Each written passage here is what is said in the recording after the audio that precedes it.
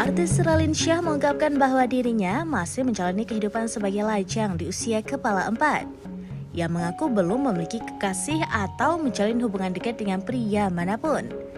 Meski demikian, Raline tidak melihat status jomblo sebagai sesuatu yang harus dikhawatirkan. Ia menyoroti meningkatnya jumlah perempuan yang tetap memilih sendiri terlepas dari latar belakang sosial maupun ekonomi. Bagi Raline, menjadi lajang bukanlah tanda kegagalan dalam relasi, tetapi cerminan dari kesadaran akan pentingnya kualitas dalam sebuah hubungan.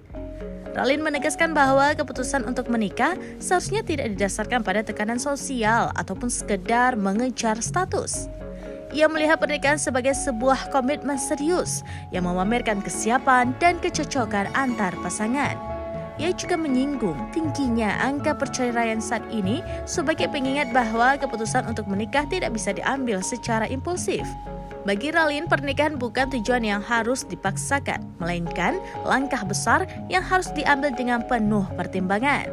Sikap ini menunjukkan bahwa ia menjunjung tinggi makna komitmen dalam relasi di atas sekedar label atau status semata.